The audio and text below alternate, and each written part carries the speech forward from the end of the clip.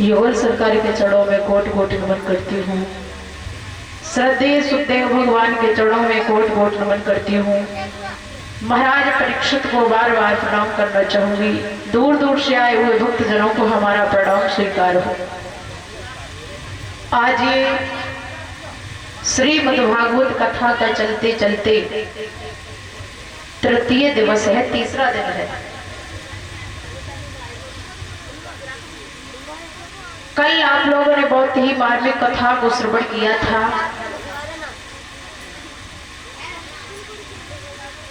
ये श्रीमद्भागवत कथा साक्षात भगवान श्री कृष्ण का स्वरूप है। भगवान की कथाएं एक नहीं, भगवान की कथाएं तो अनंत हुआ करती हैं। जितनी बार आप कथा पंडाल में बैठ करके भगवान की कथा को श्रवण करेंगे उतनी बार आपको कुछ न कुछ नया मिलता है। भगवान की कथा बड़ी सुंदर आगे आती है।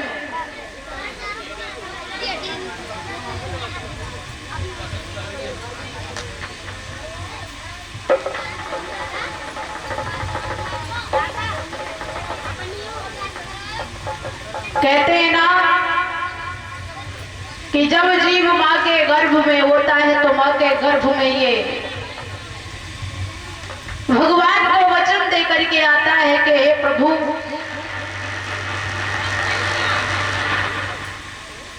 माँ के गर्भ से मुझे बाहर निकालिए। जब मैं माया रूपी संसार में जाऊंगा तो सिर्फ तुम्हारे नाम के अलावा कोई दूसरी चीज नहीं उच्चारूंगा।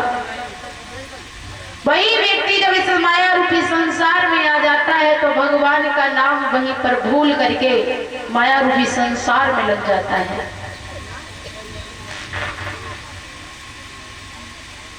कहते हैं कि संसार में आने के बाद में कुछ ऐसा कार्य करके जाओ जो कि आपका नाम लोग हजारों हजारों वर्षों तक लेते रहे। लेकिन हम लोग नहीं आज करते। हम लोग अपनी आंखों के सामने देख रहे हैं कि दूसरे इंसान के साथ में बुरा हो रहा है, लेकिन फिर भी हम बोल नहीं सकते।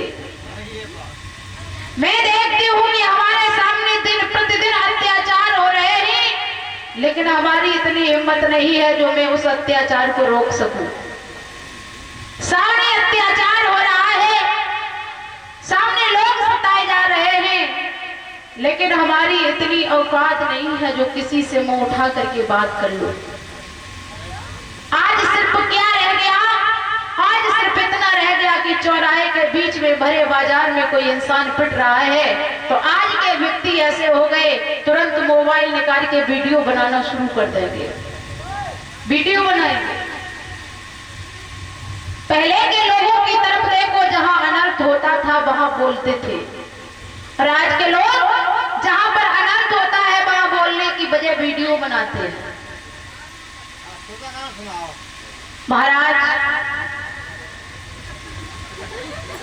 आज हमारी हालत वो हो चुकी है कि जहां हमें बोलना चाहिए वहां हम बोलते नहीं, और जहां नहीं बोलना चाहिए वहां हम बोलते हैं। प्यारे भाई बहनों, भगवान की कथाएं हमें ये सिखाती है कि हमें अपनों के साथ में कैसा व्यवहार करना चाहिए, अपनों के साथ में हमें कैसे रहना चाहिए, अपनों के साथ में हमें व्यवहार कैसे करना चाहिए। प्यारे भाई बहनों, अभी आप लोग बहुत ही सुंदर कथा श्रवण कर रहे थे। जब महाराज भोले बाबा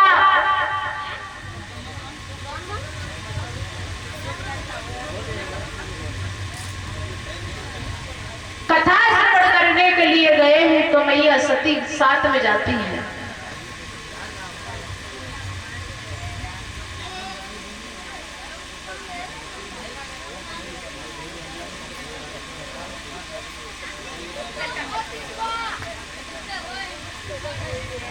तो महाराज भगवान भूतनाथ मैया पार्वती को कथा श्रवण करा रहे हैं, और जैसे मैया ने कथा सुनी, मैया ओम ओम शब्द कहती रही, लेकिन काफी देर के बाद में मैया को तो नींद आ गई। सुख का जो वह फूट गया, उसमें से सुख के बालक का प्राकट्य हो गया।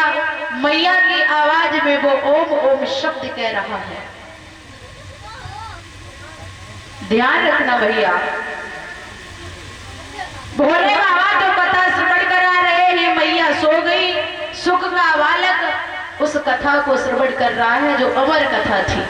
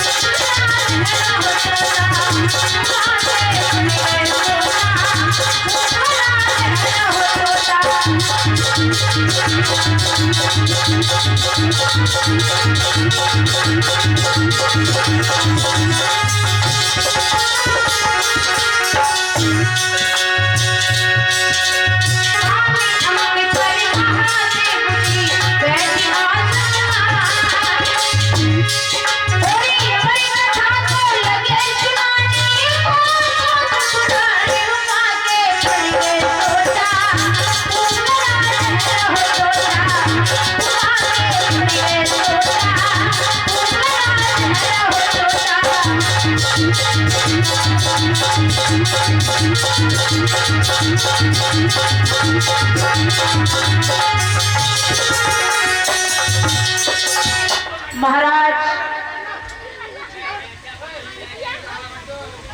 बैठ जाओ, बैठ जाओ, बैठ जाओ।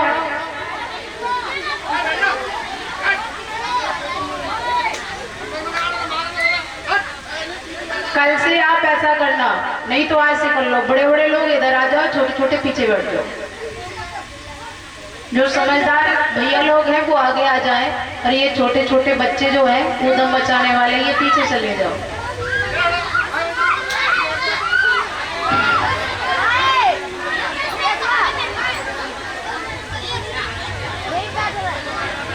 तो भोले बाबा कथा श्रवण करा रहे हैं, मैया श्रवण कथा कर रही है।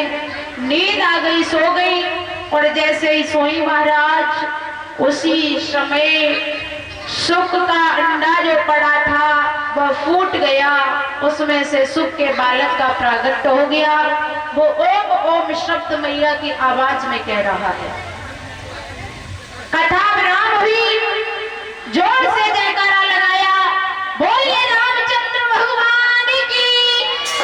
और जैसे ही जयकारा लगाया मैया की नींद टूटी। मैया ने जवाब दिया, हाँ भोलेनाथ, फिर बताओ कथा में आगे क्या है।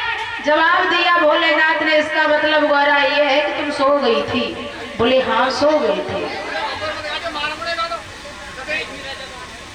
महाराज